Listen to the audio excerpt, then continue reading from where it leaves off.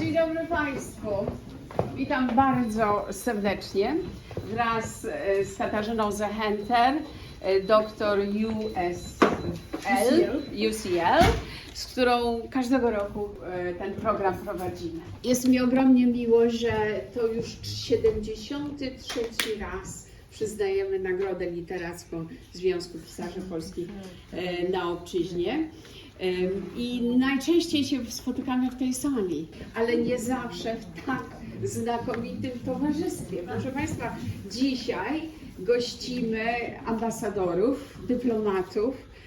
Jest mi ogromnie miło i chciałabym w pierwszej kolejności przedstawić Państwu ambasadora Norwegii, Tore Hatren. You're very welcome.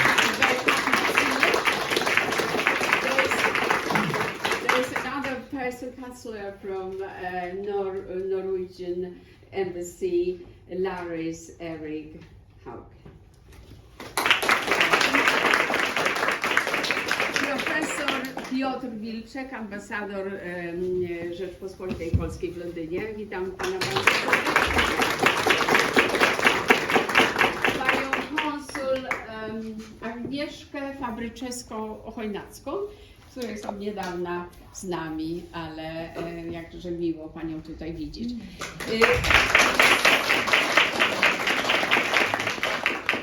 Na pewno są Państwo ciekawi, kto siedzi jeszcze w tym pierwszym rzędzie. To bardzo ważne osoby. Waleria Sawicka i Irena Michałowska. To są fundatorki Nagrody Literackiej Związku Pisarzy.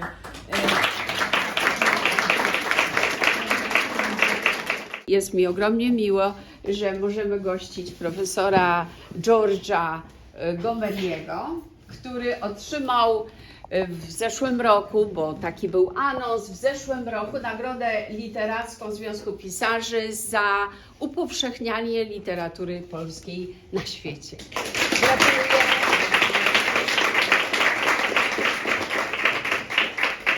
Ewa Sapieżyńska przyjechała z Oslo, napisała świetną książkę, Nie jestem twoim Polakiem, o tematyce migracyjnej. Gratuluję laureatom, że zaakceptowali naszą nagrodę i zjawili się, prawda, żeby być z nami. It began in 1951 and it is right now the oldest unbroken Polish Literary Award. Obviously, there were older awards, but they were broken during the war or during the times of communism. And the award of the Union of Polish Writers Abroad is the oldest as far as it goes today. So no other award has such a long pedigree. And the award is given in two categories, for outstanding writer, poet, and for popularizing Polish culture. Jeszcze nigdy w ten sposób nie wypowiedziałem tego słowa. Węgier. Bo wygrane mecze to już inna sprawa. Z podniesioną głową. Z głębi mego człowieczeństwa. Nigdy wcześniej nie miałem powodów do dumy. I wiem, że kiedy przed trybunałem późnego wnuka narody zdawać będą sprawę ze swych chwalebnych i nikczemnych czynów, ja powiem tylko 56. I Węgier. Panie profesorze, serdecznie gratuluję. Bardzo wspaniała nagroda. Może zrobimy sobie zdjęcie.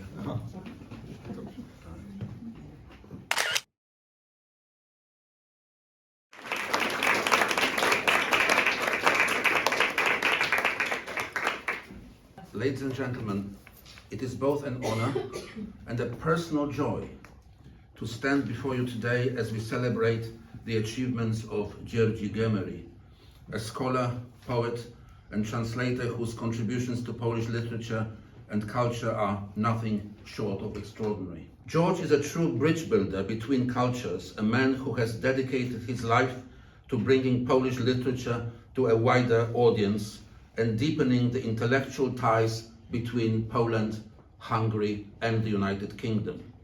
George, I thank you for your lifelong commitment to Polish literature, for your passion for translation and for the bridges you have built between our cultures.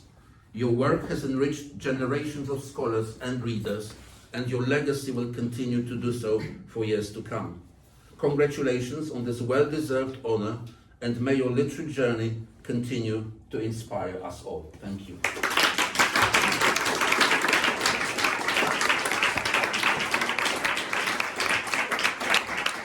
First of all, I would like to thank the Polish Writers Association abroad for awarding me this prize, and in particular I would like to thank Regina for their very kind words to me, and would also like to congratulate Ewa Sapieżyńska for her award.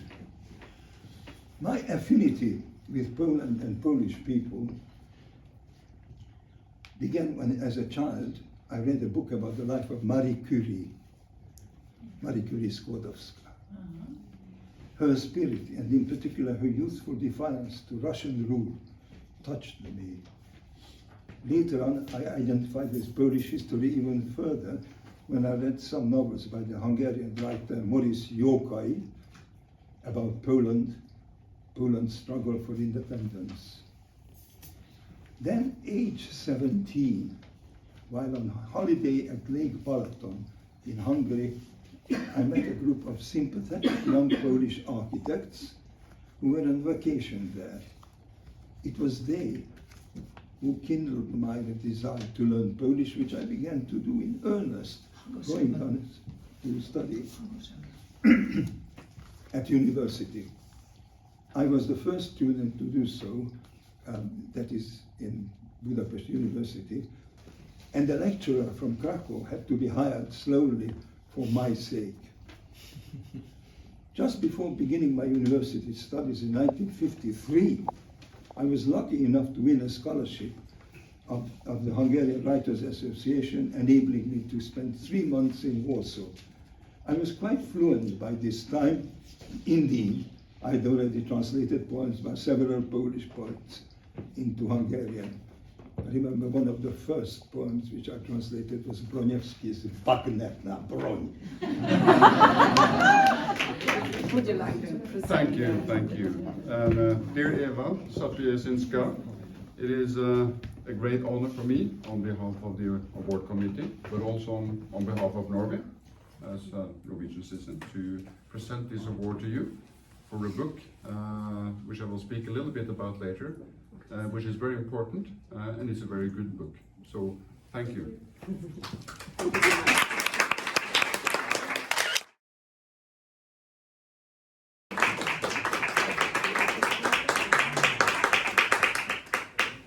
So thanks to everyone for coming, all the excellences, guests, readers, family and friends.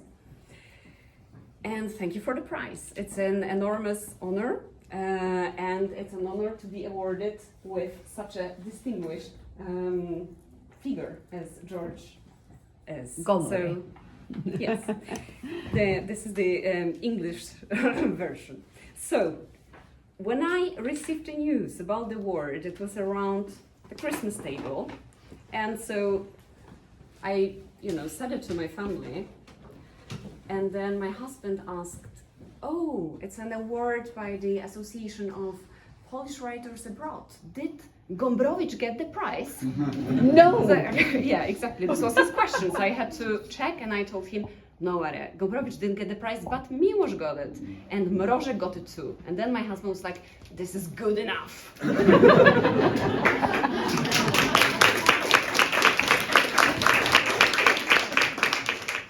Dear Ewa Sapieżyńska, again, congratulations, and thank you for your book again, and also, as I said, I'm really proud that you have received this award. I remember when the book was published, and the sort of my immediate reflection was that why hasn't this book been written before? And I think partly because I was feeling in the 2000 when when the EU expansion started, all members of the EU had immediately access to the Norwegian work market. So many came from Poland, Lithuania, but also other members, new EU members came at that time. But as Eva said, the Polish group was the biggest one, 200,000, and many of them worked in construction business and hospitality. I think I've already mentioned that. And I also felt that someone needs to sort of put focus on the important issues that you relate, the feeling of being outside the society. And you describe frustration, sorrow, and anger. And I don't think you were alone in having those feelings.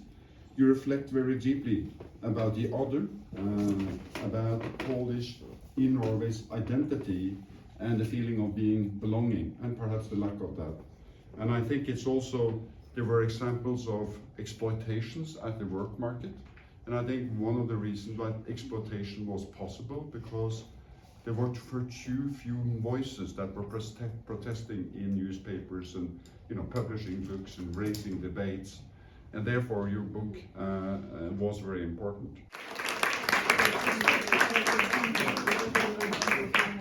Jeszcze raz bardzo Państwu dziękujemy. Jakkolwiek ceremonia została zakończona, chcieliśmy poprosić wszystkich Państwa, aby się ustawić do zbiorowego zdjęcia, które zapewne będzie krążyło po całym świecie.